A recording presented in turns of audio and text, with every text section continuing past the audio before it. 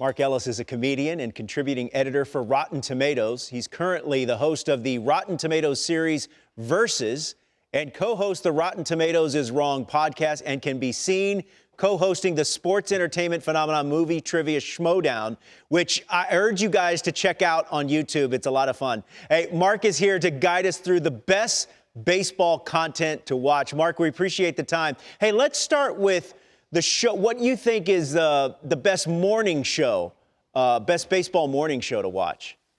Well, it's a baseball show, but you all started out with a softball, Robert. You know it's MLB Central. There we go. I would even say above baseball, y'all are the best morning program since that 1990s X-Men animated series. So you're doing the right thing. I like that. Okay, let's start with, I went teasing to break about the baseball movies, and there's always a debate about what's the best baseball movie of all time. So if someone of the Rotten Tomatoes background, what do you think is the best baseball movie of all time?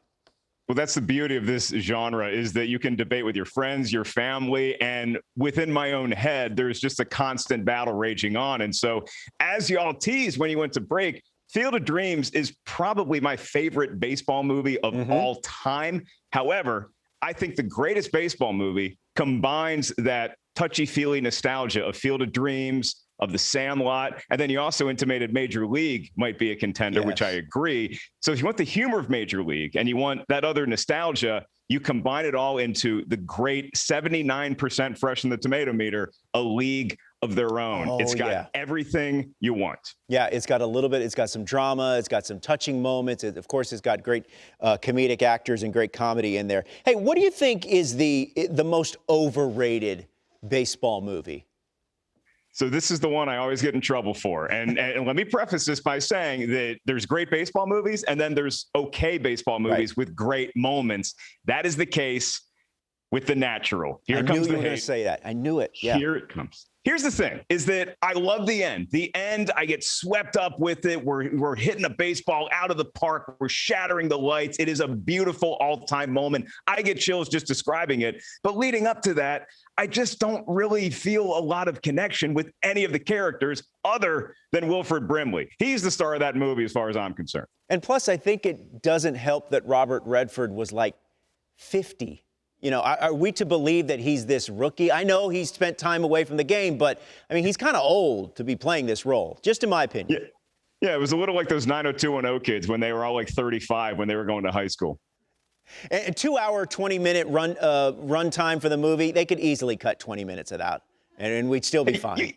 You can get rid of some of that Redford, Glenn Close stuff. I just never really felt the sparks, but I will say it's 82% certified fresh, so it's doing something okay, I guess. So I guess this is for maybe overall, just including all genre, but what's the best or the overall highest rated movie or best well-reviewed movie in Rotten Tomatoes history?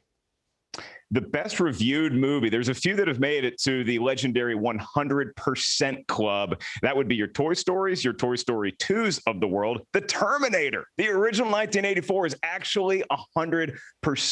And as far as baseball movies go, you don't get much higher than the 97% put up by Bull Durham. It's a film that everybody loves celebrating. It's probably somewhere in my top 5 to top 10, depending on how I woke up that morning. Yeah, I was going to ask you, where are you on Bull Durham as a baseball movie? I'm bullish on it. I think it's a great movie, and you get all the humor. You get some of that really just feeling like you are with Crash Davis because you just want him to get one more crack at the show so bad. And we all know people like that in our life who you're rooting for. Sometimes they get in their own way. You see this hotshot rookie, Nuke LaLoosh, coming up out of the ranks. And so you just feel everything that Crash is going through. That's one of the reasons why I love that so much. And also on the Wilford Brimley managerial note, Robert Wool steals his scenes. Yes, Robert Wool, University of Houston graduate as well. Hey, so I know that you're a big Baltimore Orioles fan. You grew up with Cal Ripken and Eddie Murray, some of your favorite players. You're also a Washington Nationals fan. So give us a podcast or a show related to baseball that you think is a must-watch or a must-listen.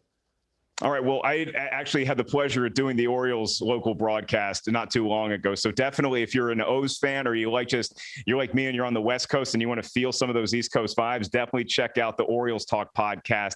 And then as far as a show goes, I was thinking about this, and you can throw some cool Netflix ones in there. You can put some documentaries, but go back and revisit, or if you've never seen it, the baseball minor league sensation, Eastbound and Down. It still holds up. It's just as funny as it was when it debuted. Yeah, that is, I think that's Kenny Powers at the height of his powers there. That's definitely a good one. I mentioned your fandom with the Orioles and the Nats. Who are some of your favorite all-time Orioles that you grew up in admiring as a kid?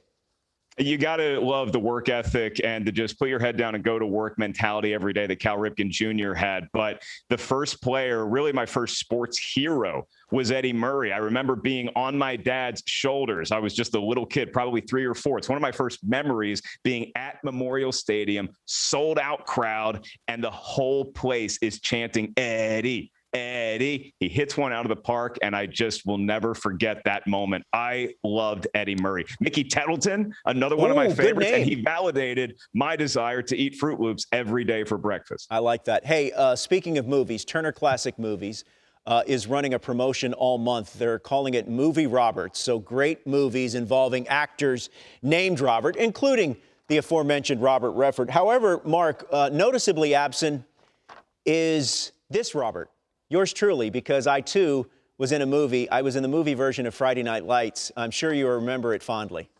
It's the best part of Friday Night Lights. Look, Billy Bob Thornton, he's a fine actor. He's no Robert Flores. You got robbed of the Best Supporting Actor trophy that year, sir. Thank you very much. Hey, real quick, you mentioned during the break that you're back to touring. Where can people find you next? So I'll be at the world famous Comedy Store in Los Angeles this weekend, and then my tour officially kicks off in August, going all over the place, hopefully overseas in early 2022. And so I'm freshly vaccinated and just really excited to get back and in front of people, real live bodies again. I know it's probably a lot like baseball players feel right now, just getting back in a crowd full. The stands are packed and you just feel every pitch. That's a very good point. Hey, Mark, we appreciate the time. That's comedian Mark Ellis joining us here on MLB Central. We'll have to do this again, Mark. Appreciate the time. Thanks.